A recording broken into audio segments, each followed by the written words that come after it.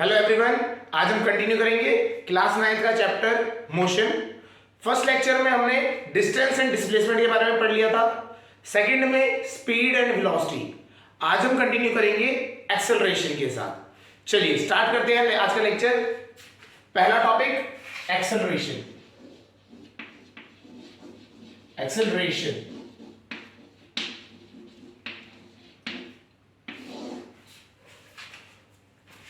ये वर्ड अगर हम बात करें तो जब भी हम ड्राइव करते हैं कार या बाइक, तो हम क्या कहते हैं, एक टर्म तब यूज करते हैं इस टर्मिनोलॉजी को एक्सेलरेट, कि मैंने अपनी स्पीड बढ़ा रहा हूं, मैं अपनी स्पीड को बढ़ाने को क्या कहते हैं, एक्सेलरेट कर रहा हूं। तो ये वर्ड वहीं से आया है, एक्सेलरेशन। ठीक है, तो एक्सेलरेशन मीन्स आप अपनी स्पीड को बढ़ा रहे हो। इसका अगर डेफिनेशन वाइज बात करें, it is defined as the rate of change of velocity. The rate of change of velocity, इसका मतलब क्या हुआ कि आपकी स्पीड किस तरीके से बढ़ रही है, किस रेट से बढ़ रही है पर यूनिट टाइम। चलिए इसको डेफिनेशन लिख लेते हैं। इट इज डिफाइंड एज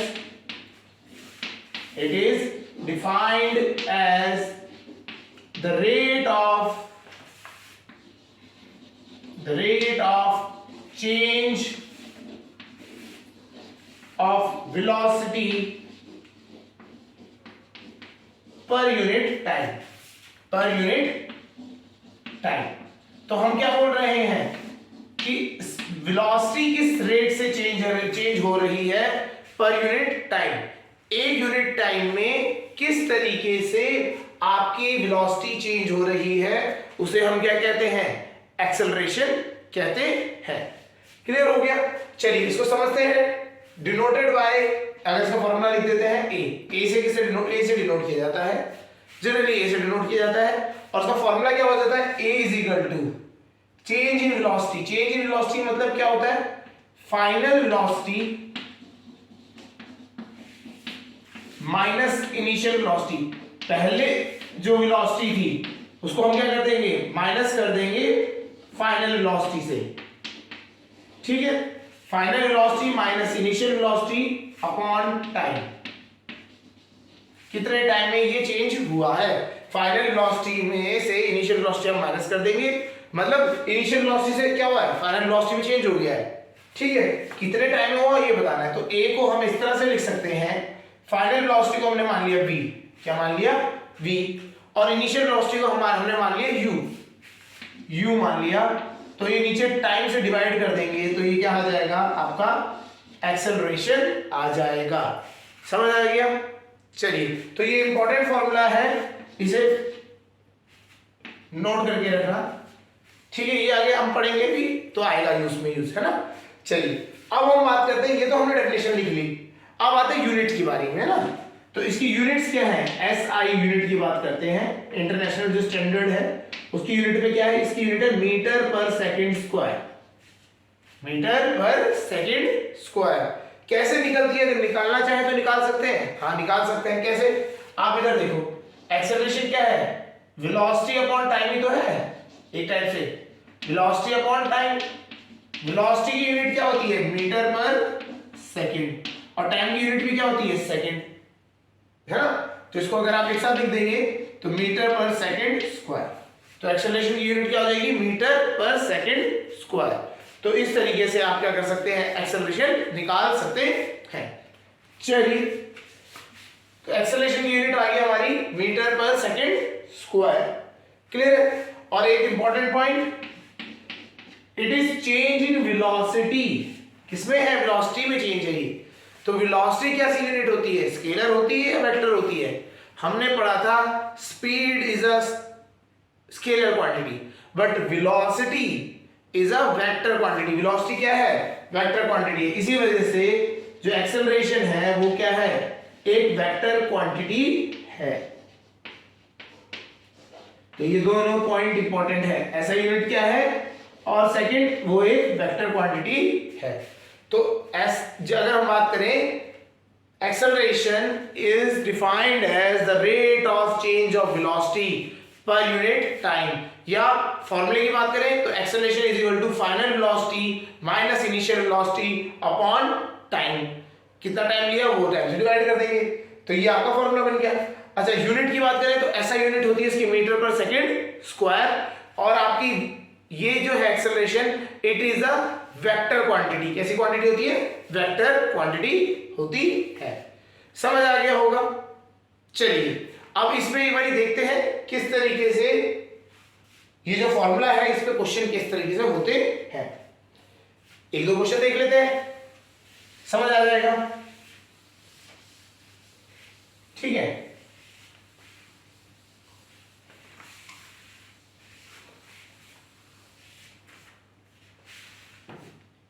चलिए स्टार्ट करते हैं।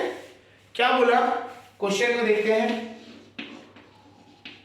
A body goes from rest to a speed of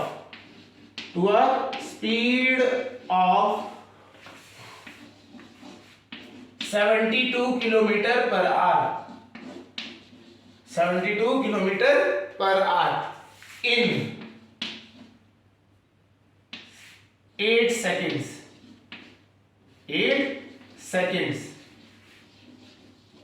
Find the acceleration, find the acceleration. हमें क्या बोला है?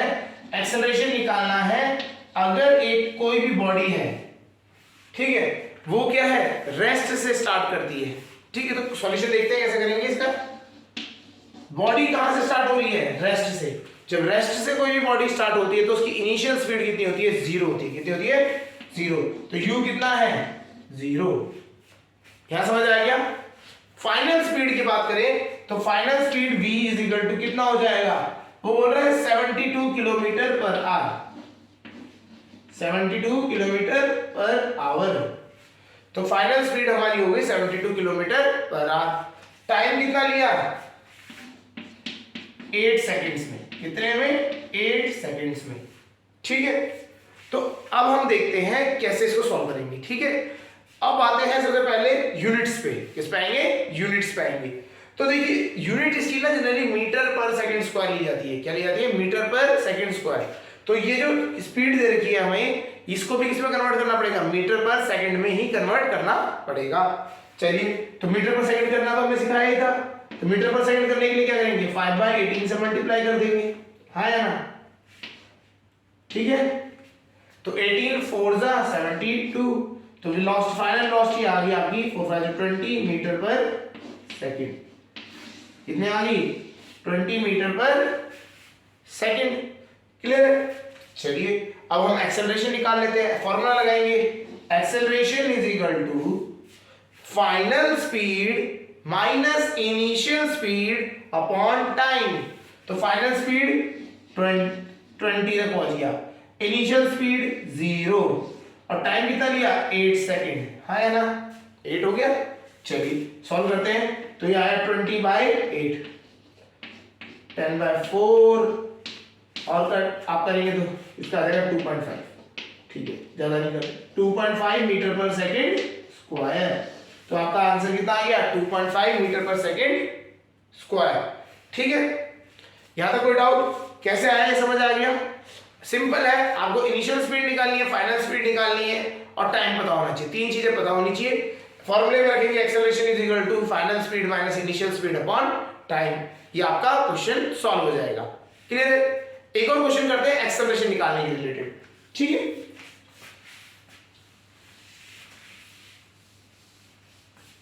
तो क्वेश्चन है, चलिए यहां पे से इसमें ही थोड़ा चेंज कर देते हैं।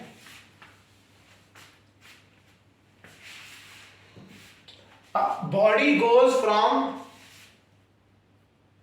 18 kilometre per hour, 18 kilometre per hour to 36 kilometre per hour. अब क्या हुआ?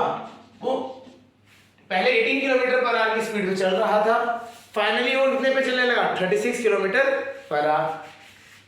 कितना टाइम लिया इसने? टाइम ले लिया 4 सेकंड्स। कितने टाइम लिया? 4 सेकंड्स लिया।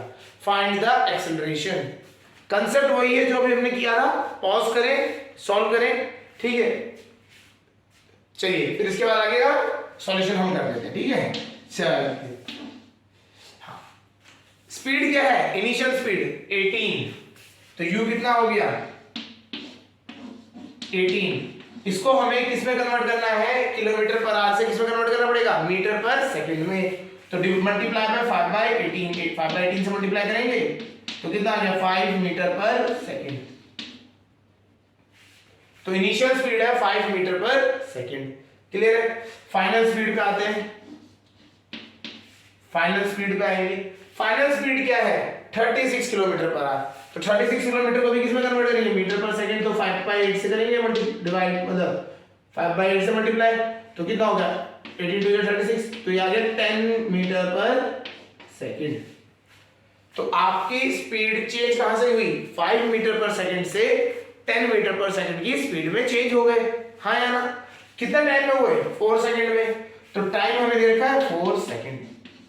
तो जब आपको ये तीनों चीजें पता लग गई तो एक्सेलरेशन निकल जाएगा, नहीं निकल जाएगा, चलिए निकाल लेते हैं। Acceleration is equal to final speed 10 minus initial speed 5, initial speed कितनी है 5, डिवाइडेड बाय टाइम कितना है 4 सेकंड। क्लियर है।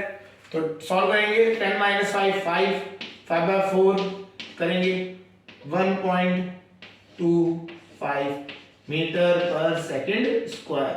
तो यूनिट कितनी आ गई, यूनिट तो मीटर पर सेकंड स्क्वायर में रहेगी, और वैल्यू कितनी आ गई 1.25 इंटू 10 की पावर 1.25 मीटर पर सेकंड स्क्वायर। क्लियर है, याद समझ आ रहा है। तो इस तरीके से हमें क्या करना होता है, सॉल्व करने होते हैं एक्सेलरेशन निकालने की क्वेश्चंस। क्लियर है। चलिए एक और टर्मिनोलॉजी के बारे में समझते हैं, दैट इज रिटार्डेशन। नेक्स्ट जो टर्मिनोलॉजी है रिटार्डेशन,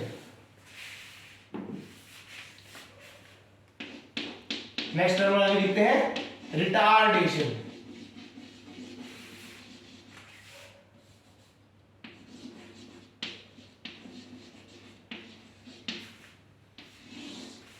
रिटार्डेशन, ठीक है। रिटार्डेशन क्या होता है, ठीक है, रिटार्डेशन सही। तो रिटार्डेशन क्या होता है, it is acceleration but negative acceleration. क्या हुआ, जब आप अभी देखिए, जब आपकी स्पीड कम थी और आप स्पीड बढ़ा रहे हैं तो ये हो गया एक्सेलरेशन, ठीक है। अगर आपकी स्पीड ज्यादा है और स्पीड को कम कर रहे हैं तो इसे कहते हैं नेगेटिव एक्सेलरेशन, या फिर क्या कहा जाता है रिटार्डेशन, ठीक है। तो इसकी डेफिनेशन लिख लेते हैं, negative acceleration, negative acceleration is known as retardation, is known as retardation। इसको क्या कहा जाता है, रिटार्डेशन। नेगेटिव जो होता है एक्सेलरेशन उसे क्या कहा जाता है, रिटार्डेशन कहा जाता है, ठीक है। कैसे, जब आपकी स्पीड, समझिए एक कोई बॉडी है वो चल रही है, इसकी स्पीड है 10 मीटर पर सेकंड, ठीक है। थोड़े टाइम बाद इसकी स्पीड कम होके सपोज करिए 2 मीटर पर सेकंड हो गई, और टाइम कितना लिया आपने, टाइम लिया आपने 4 सेकंड, ठीक है।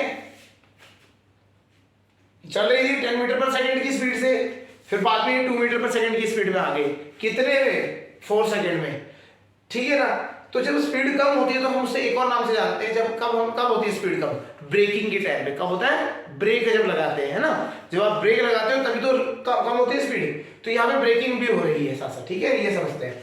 तो ये क्या हो गया रिटार्डेशन। तो फॉर्मूला देखिए, फॉर्मूला क्या होता है, फाइनल स्पीड, फाइनल कितनी है 2 रख देते हैं, माइनस इनिशियल, इनिशियल कितना था 10, डिवाइडेड बाय टोटल टाइम 4, तो -8/4, तो कितना आ गया -2 मीटर पर सेकंड स्क्वायर। तो जब ये माइनस में आया, ये जो माइनस साइन दिख रहे हैं ना, जब माइनस में बोल रहे हैं तभी तो बोल रहे हैं नेगेटिव एक्सेलरेशन, है ना, माइनस साइन आ जाता है, इसीलिए हम इसे क्या कहते हैं, नेगेटिव एक्सेलरेशन और रिटार्डेशन। समझ आ गया। तो जब हम नेगेटिव एक्सेलरेशन की बात कर रहे हैं तो हमने क्या किया, इसमें जो वैल्यू आ रही है हमारी उसमें माइनस आ जाता है, तो उसे हम रिटार्डेशन कह देते हैं। क्लियर हो गया। चलिए क्वेश्चन इसका भी करते हैं,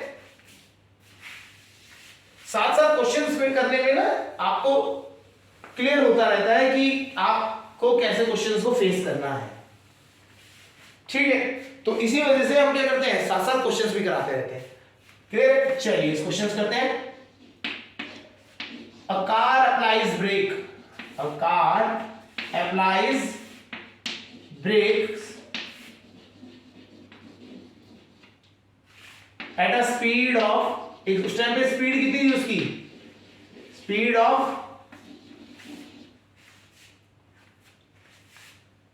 कर लेते हैं 90 किलोमीटर पर आवर की स्पीड थी, 90 kilometre per hour, to come at rest, to come at rest, rest में आ जाएगी कितने में, इन 5 सेकेंड्स, कितने सेकेंड्स में आ गई रेस्ट में, 5 सेकेंड। फाइंड, वो तुम्हें आपको ना देखो एक्सेलरेशन भी बोल सकता है, रिटार्डेशन भी बोल सकता है, तो हमें पता है क्या हो रहा है, रिटार्डेशन, तो यहां पे हम लिख देते हैं find retardation, find retardation, retardation निकालना है, कितना क्या हो रहा है, रिटार्ड किस तरीके से हो रहा है ये बताना है। चलिए तो इसको ना एक बार ड्रॉ करके देखते हैं। एक बॉडी थी मेरी, उसकी स्पीड थी 90 किलोमीटर पर आवर, ठीक है, ये मतलब कार ही थी बेसिकली, कार जैसा कुछ बना देते हैं,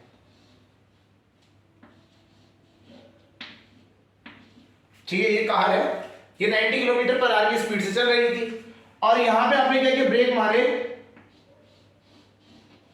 तो क्या हुआ, रेस्ट पे आ गई, रेस्ट पे आ गई मतलब उसकी स्पीड कितनी हो गई, फाइनल स्पीड v होता है, वो कितनी हो गई, 0 हो गई, कितनी हो गई, 0। इनिशियल है 90, तो हमें 90 किलोमीटर में नहीं चाहिए होता, हमें किसमें कन्वर्ट करना होता है, मीटर में करना होता है, तो मीटर में कन्वर्ट करते हैं, तो मीटर के लिए किससे करेंगे, 5/18 से मल्टीप्लाई। चलिए सॉल्व करते हैं, तो ये आ गया 25 metre per second, 25 metre per second. कुछ नहीं करना है, 5/18 से मल्टीप्लाई करना है, आपको करोगे सॉल्व हो जाएगा, ठीक है। तो हम इसको क्या करते हैं, चेंज कर लेते हैं,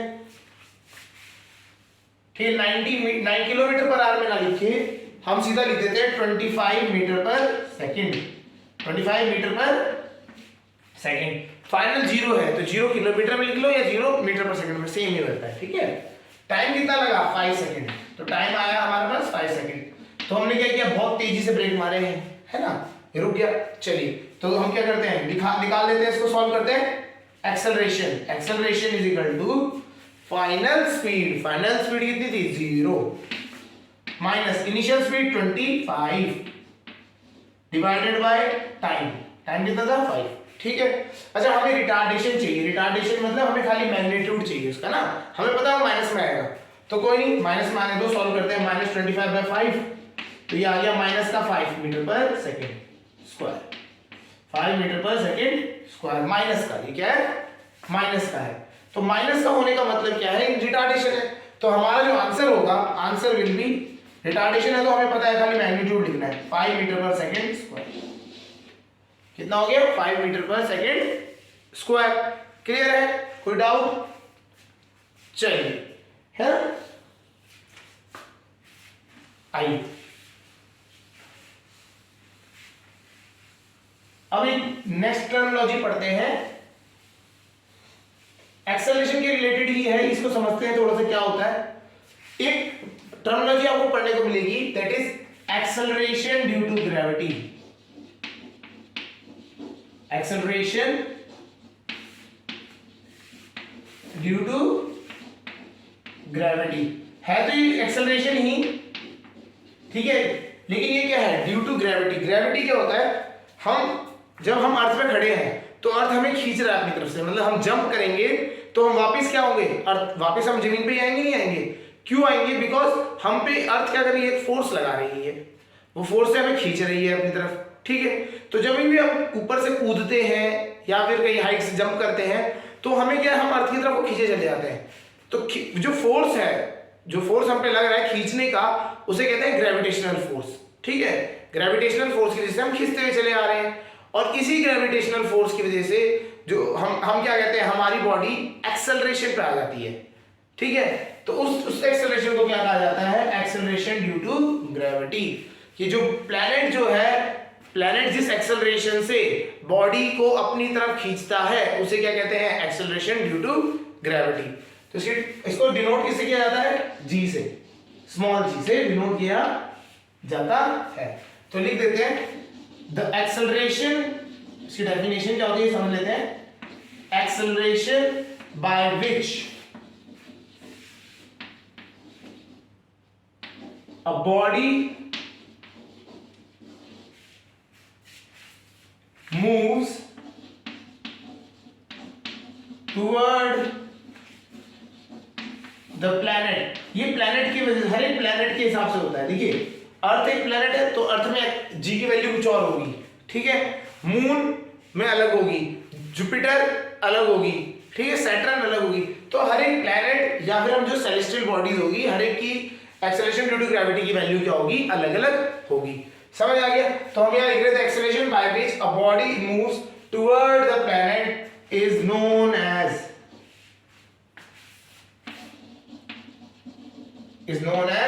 acceleration due to gravity. Acceleration due to gravity कहा जाता है, ठीक है। अच्छा, हम बात करें acceleration due to gravity, earth के लिए बात करते हैं तो क्या होता है?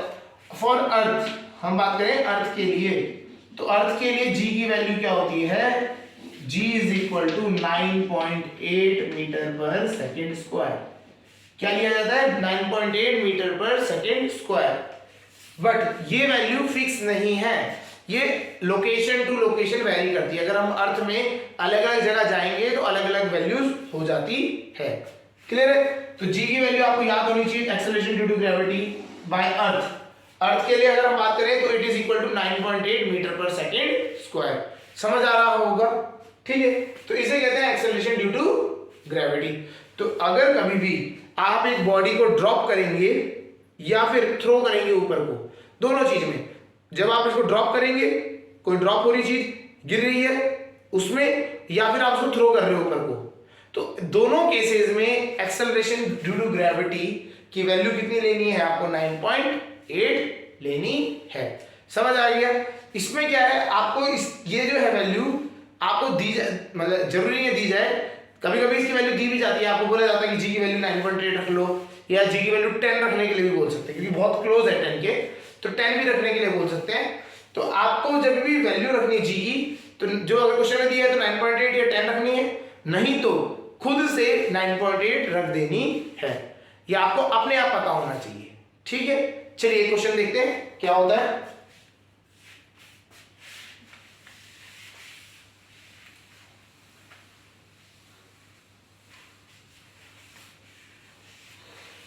चलिए क्वेश्चन देखते हैं। A body is dropped. A body is dropped. Drop की गई है, ड्रॉप मतलब ये ऐसा छोड़ दिया, ठीक है। तो dropped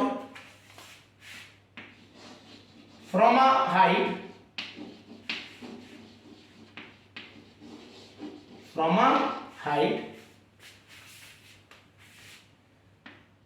find the velocity of the body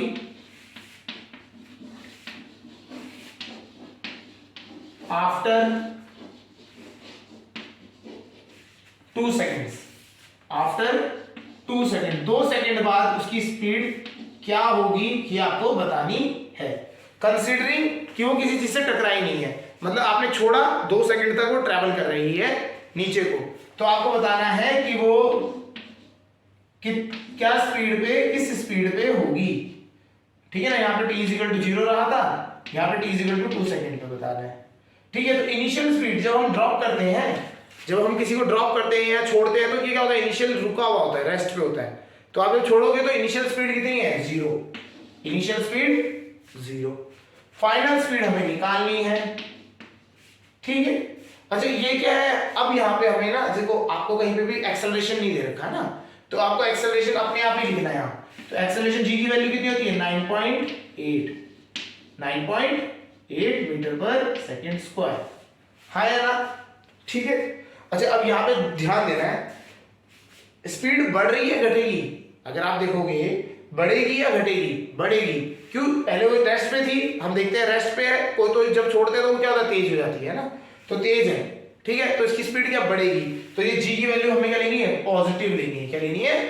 positive लेनी है, तभी तो हमारे को वी निकल के आएगा। क्लियर है? अगर जब हम बॉडी को नीचे से ऊपर फेंकते हैं तब उसकी स्पीड क्या होती है, कम हो रही होती है, ठीक है ना। देखिए अगर हम नीचे से कोई बॉडी को फेंकेंगे तो क्या होगा, वो ऊपर को जाएगी, ठीक है, यहां से ऊपर गई तो ऊपर जाकर रुकेगी, फिर वापस नीचे आएगी, तो होगा क्या, आपकी जो बॉडी है वो ऊपर गई, रुकी, फिर वापस आ गई, तो यहां ऊपर जाते समय आपकी स्पीड क्या हो रही है, कम हो रही है, तब बॉडी रुकी, ठीक है, तब हम जी की वैल्यू क्या लेते हैं, नेगेटिव लेते हैं। क्लियर है? चलिए स्टार्ट करते हैं यहां से। तो हम क्या करते हैं, फॉर्मूला लगाते हैं, एक्सेलरेशन इज इक्वल टू क्या होता था, final speed minus initial speed upon time. हाँ यार, ये तो होता है सॉल्यूशन, ठीक है। एक्सेलरेशन इस बार कितनी दे रखी है, जी दे रखी है, फाइनल स्पीड हमें निकालनी है, इनिशियल स्पीड हमें जीरो दे रखी है, कितनी है, जीरो, तो हम ये जीरो लिख लेते हैं, अपॉन में क्या लिखना, टाइम हमें दे रखा है 2 सेकेंड्स, 2 सेकेंड्स, तो v की वैल्यू आ जाएगी, जब हम यहां से इसको मल्टीप्लाई करेंगे g से, तो g की वैल्यू 9.8, इसको 2 से मल्टीप्लाई करो, 19.6 मीटर पर सेकेंड, तो वेलोसिटी कितनी हो जाएगी, 19.6 मीटर पर सेकेंड में से ट्रैवल कर रही होगी 2 सेकंड बाद। समझ आ गया? तो इस तरीके से आप क्या निकाल सकते हैं, किसी भी बॉडी के ऊपर जो बॉडी है उसकी स्पीड निकाल सकते हैं। अच्छा इस क्वेश्चन में याद रखना, इस बॉडी, इस जो क्वेश्चन में है, इस बॉडी पे हम मान नहीं रहे हैं, कोई भी एयर ड्रैग को कंसीडर नहीं कर रहे हैं, मतलब जो बॉडी गिर रही है उस पे हवा का कोई प्रेशर नहीं लग रहा है। समझ आ गया? हवा लगेगी तो क्या होगा, इसकी स्पीड स्लो हो जाती है, ठीक है, तो हम उसको कंसीडर नहीं कर रहे हैं। समझ आ गया होगा? तो हमें ये चीज समझ आ गई, एक्सेलरेशन ड्यू टू ग्रेविटी, जी की वैल्यू कितनी होती है, 9.8 फॉर अर्थ, अर्थ के लिए कितनी है, 9.8 होती है। समझ आ गया? चलिए आगे करते हैं।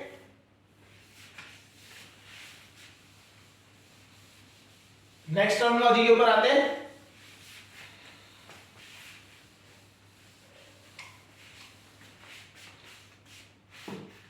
ठीक, तो अब जो हम नेक्स्ट टर्मिनोलॉजी जो हमारी है, that is related to type of acceleration.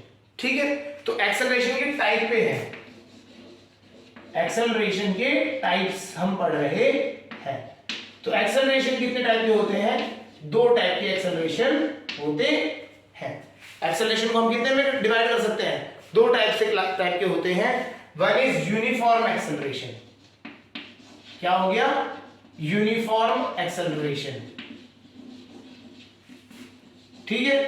अगला होता है non uniform acceleration, non uniform या फिर वेरिएबल एक्सेलरेशन। क्या होता है अब इसे समझ लेते हैं। ठीक है, पहला तो चीज क्या है, यूनिफॉर्म एक्सेलरेशन। यूनिफॉर्म एक्सेलरेशन मतलब क्या है, एक समान एक्सेलरेशन हो रहा है। ठीक है, तो इस वाले केस में हम बात करते हैं, तो एक बॉडी क्या है, अगर हम कोई भी टाइम स्लॉट लें तो उसमें क्या होगा, जो एक्सेलरेशन की वैल्यू क्या है, क्या आएगी, फिक्स आएगी। जैसे हमने यूनिफॉर्म मोशन की बात करी थी उसी तरीके से, तो एक बॉडी है उसको हमने क्या कर दिया, अलग अलग चेक पॉइंट्स या फिर अलग अलग हमने टाइम स्लॉट्स में डिवाइड कर दिया। ठीक है, अब इस टाइम स्लॉट्स में डिवाइड होने के बाद क्या होता है, इसमें समझते हैं, अगर मैं यहां से लेके यहां तक इक्वल टाइम्स में है ये, ठीक है, तो इक्वल टाइम्स में अगर आप डिवाइड कर रहे हो, ठीक है, सपोज करो यहां पे स्पीड थी u, इसकी v1, v2, v3, हाँ है ना, ऐसे स्पीड्स हो गई। टाइम है t, सबका टाइम क्या है, सेम है, t t t। क्लियर हो गया? तो इस अगर हम इससे एक्सेलरेशन निकालें, acceleration is equal to v1 minus u upon t, तो जो यहां पे एक्सेलरेशन आई वही एक्सेलरेशन क्या है, यहां पे आएगी v2 minus v1 upon t से। ठीक है, तो आप क्या कर रहे हो, पर्टिकुलर अमाउंट में ही आपकी वेलोसिटी बढ़ रही है with particular interval of time. ठीक है, तो पर्टिकुलर इंटरवल ऑफ टाइम में जैसे 10 सेकंड में स्पीड जो है 10 मीटर पर सेकंड से ही बढ़ रही है, या फिर आपने ऐसा बोल दिया कि 1 मीटर पर सेकंड से स्पीड बढ़ेगी हर 10 सेकंड में। क्लियर हो गया? तो आपकी एक्सेलरेशन क्या है, यूनिफॉर्म है।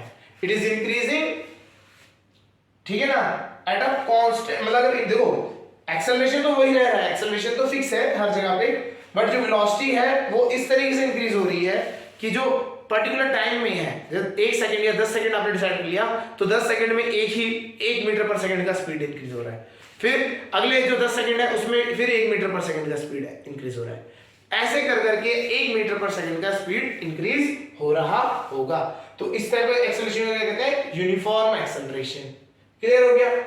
अगर दूसरे के लिए बात करें, नॉन यूनिफॉर्म के लिए, नॉन यूनिफॉर्म में तो क्या है, अपने आप ही किसी भी रेट से बढ़ा रहे हैं, ठीक है, कभी एक हमने बोला पहले 10 सेकंड में, ठीक है, आपकी स्पीड बढ़ी 1 मीटर पर सेकंड, अगले 10 सेकंड में आपकी स्पीड बढ़ गई 4 मीटर पर सेकंड, तो ये क्या हो गया, नॉन यूनिफॉर्म एक्सेलरेशन हो गया, ठीक है ना। आपको समझ आ रहा है ना, ये स्पीड जो चेंज है ये कांस्टेंट, ये अगर पर्टिकुलर अमाउंट में, ये पर्टिकुलर टाइम पीरियड में सेम बढ़ रही है तो ये क्या है, आपका यूनिफॉर्म एक्सेलरेशन। और अगर ये एब्रप्टली बढ़ रही है, एब्रप्टली मतलब कभी ज्यादा बढ़ रही है कभी कम बढ़ रही है, तो इसे क्या कहेंगे, नॉन यूनिफॉर्म एक्सेलरेशन। समझ आ गया। चलिए इसको देखते हैं, एग्जांपल में बताएं तो प्रैक्टिकल लाइफ में क्या होता है। नॉन यूनिफॉर्म क्या हो गया, आप जब ट्रैफिक में चल रहे हैं, है ना, तो कभी रेस दे दी ज्यादा फिर कम कर दी, ज्यादा कर दी फिर कम कर दी, तो इस तरीके से जो एक्सेलरेशन होता है वो होता है नॉन यूनिफॉर्म एक्सेलरेशन, ठीक है। यूनिफॉर्म एक्सेलरेशन क्या है, आपने एक पर्टिकुलर मतलब जो डिवाइस है या फिर आपकी कोई मशीनरी है उसमें एक सेट कर रखा है कि स्पीड इतने हल्के हल्के करते करते बढ़ती रहनी चाहिए, ठीक है, पहले स्लो चले फिर थोड़ा तेज होते होते हल्के हल्के अपने आप ही होते रहे, जर्क ना आए, ठीक है ना। तो जब ये चीज होती है तो इसमें जर्किंग नहीं होती, जर्किंग मतलब एकदम से झटका नहीं लगता, इसमें हल्के हल्के करके स्पीड बढ़ती चली जाती है। यहाँ पे क्या होता है, आपकी स्पीड बढ़ेगी घटेगी बढ़ेगी घटेगी बढ़ेगी घटेगी, ऐसे चलता रहता है। समझ आ गया। चलिए तो इसकी डेफिनेशन की अगर बात करें तो definition is similar to that of motion, जो हमने यूनिफॉर्म मोशन की बात करी थी, यूनिफॉर्म वेलोसिटी की बात करी थी, ठीक है, तो सेम ही रहती है, तो लिखवाने की ऐसे जरूरत है नहीं, वही आपको सेम लिखना है कि when velocity increases with equal, है ना, equal velocity increases in equal interval of time, और या non unequal velocity increase in unequal interval of time, ठीक है ना।